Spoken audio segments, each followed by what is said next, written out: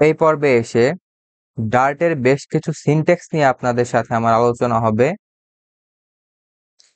তো ডার্টের ভেতরেই আমরা যখন কাজ করব তখন ভ্যারিয়েবল নিয়ে কাজ করতে হবে, অপারেটর নিয়ে কাজ করতে হবে, classes, functions, expressions, decision making, loops ইত্যাদি নিয়ে আমাদেরকে কাজ করতে হবে। বিভিন্ন ডাটা স্ট্রাকচার, বিভিন্ন কালেকশনস, জেনেরিক্স, এই অনেক বিষয় নিয়ে আমাদেরকে ডার্টের ভিতরে কাজ করতে হবে। প্রথম কথা হচ্ছে সেটা হচ্ছে ডার্ট লাইন ব্রেকস এবং হোয়াইট স্পেস, এটা কিন্তু ডার্ট ইগনোর করে। White space and line ব্রেকস means, আমি বোঝাচ্ছি, এখানে এই লাইনের আগে আমি ফাঁকা স্পেস দিয়ে দিচ্ছি, বা ধরেন আপনি ট্যাব দিয়ে দিলেন, যদি আপনি ট্যাব প্রেস করেন কিংবা এরকম ফাঁকা স্পেস দেন, ডার্ট করবে কি সেই স্পেস বা ট্যাবকে ইগনোর করবে। এবার যদি আপনি নিউ লাইন করেন তাও কিন্তু ডার্ট সেটাকে ইগনোর করবে। এই যে দেখতে পাচ্ছেন জায়গাটুকু ফাঁকা আছে, এই জায়গাটুকুকে ডার্ট ইগনোর করবে। আমাদের কোড রান করার ক্ষেত্রে এটা কোনো ধরনের ইফেক্ট করবে না, কোডে কোনো এরর আসবে না।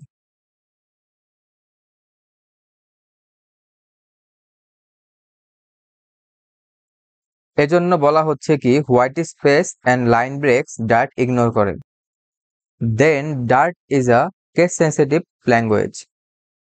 কেস সেন্সিটিভ মিনস, এই ডার্ট প্রোগ্রামিং এর ভিতরে যখন আপনি কোনো কিছু লিখবেন, কোনো ভ্যারিয়েবল ডিক্লেয়ার করবেন, কোনো একটা ফাংশন লিখবেন, তখন ক্যাপিটাল লেটার আর স্মল লেটার কিন্তু আলাদাভাবে ডিফাইন হবে বা ভিন্ন অর্থ প্রকাশ করবে। যেমন ডার্টের ভিতরে ধরুন ক্যাপিটাল পি এবং স্মল পি, এই দুইটা কিন্তু ডিফারেন্ট অর্থ প্রকাশ করে। যেমন আমরা এই যে প্রিন্টের মধ্যে লিখেছি স্মল পি, এখানে যদি আমরা স্মলের জায়গায় ক্যাপিটাল পি দিয়ে দিতাম, তাহলে আমাদের এই যে কোডটার মধ্যে ইরর দেখাচ্ছে, এই যে দেখতে পাচ্ছেন আমাদের ইরর শো করছে। তো আমাদেরকে এই বিষয়টা খেয়াল রাখতে হবে, ক্যাপিটাল এবং স্মল লেটারের দিকটা। এজন্য ডার্টকে কেস সেন্সিটিভ ল্যাঙ্গুয়েজ বলা হয়। পরবর্তী যে বিষয়টি আসে সেটি হলো statement in with a semicolon. অর্থাৎ ডার্টে আমরা যখন কোনো স্টেটমেন্ট লেখা শেষ করব তখন কিন্তু সেমিকলন দিতে হবে শেষে। খেয়াল করলে দেখবেন আমরা যে হ্যালো ওয়ার্ল্ড লিখেছি সেটার পরে সেমিকলন দেওয়া হয়েছে। তো আমরা যদি সেমিকলন না দেই তাহলে এখানে আমাদের ইরর শো করবে। এই যে দেখতে পাচ্ছেন ইরর শো করেছে। তো আমাদেরকে খেয়াল রাখতে হবে যে প্রত্যেকটা স্টেটমেন্টের পরে আমরা যেন সেমিকলন দেই। তো স্টেটমেন্ট আমাদের কি দিয়ে শেষ করতে হবে? সেমিকলন দিয়ে শেষ করতে হবে। পরে বলা হচ্ছে comments in Dart, single line comments, multi line comments. তো single and multi line comments আমি আপনাদেরকে একটু বুঝিয়ে বলি। আপনাদের বোঝার সুবিধার্থে আমি প্রত্যেকটার পাশে নাম্বারিং করে দিয়েছি। এখন আমরা একটু আউটপুটটা দেখে নেই।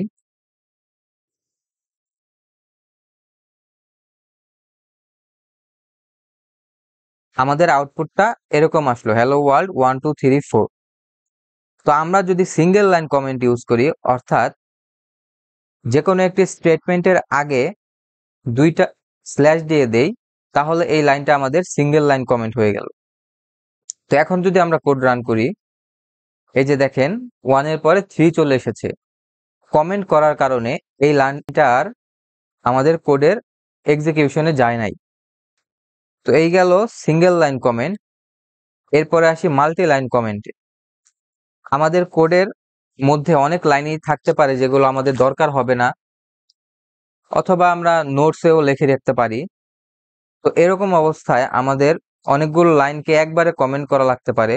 তো এর জন্য আমরা যেখান থেকে কমেন্ট শুরু করব স্ল্যাশ স্টার, যেখানে কমেন্ট শেষ করব সেখানে স্টার স্ল্যাশ দিয়ে দিব, তাহলে আমাদের এই টোটাল লাইনগুলো কমেন্ট হয়ে যাবে। আমরা এক্সিকিউশন করে দেখি কোডটা, শুধুমাত্র হ্যালো ওয়ার্ল্ড 4 আমাদের রান হয়ে গেল। তো এই যে তিনটা লাইন, তিনটা স্টেটমেন্ট, এই তিনটা স্টেটমেন্টই আমার এই মাল্টি লাইন কমেন্টস এর কারণে অনেকটা ইনভিজিবল হয়ে গেছে। অনেক সময় হয় কি কমপ্লেক্স কোনো ভ্যারিয়েবল বা ফাংশন বা কোনো লজিক ডিক্লেয়ার করলে সেটার এক্সপ্লেনেশন আমরা রাখতে চাই, যে সেটা কেন লিখেছি, কি কারণে লিখেছি, বা ছোট একটা নোট সেটার পাশে লিখে রাখি। তো এর জন্য আমরা যেই স্টেটমেন্টের পাশে নোটস লিখতে চাইবো সেটার পাশে ডাবল স্ল্যাশ দিয়ে আমরা যা কিছু লিখতে চাই সেটা লিখতে পারবো। এটাও আপনার ডার্ট ইগনোর করবে যেহেতু আমরা কমেন্টস করে দিয়েছি।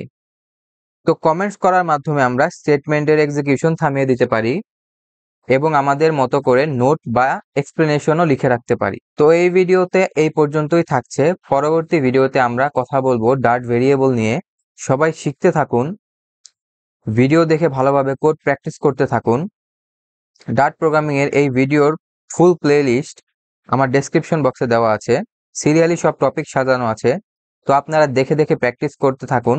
ধন্যবাদ সবাইকে, আমার চ্যানেলটিকে সাবস্ক্রাইব করে দিন।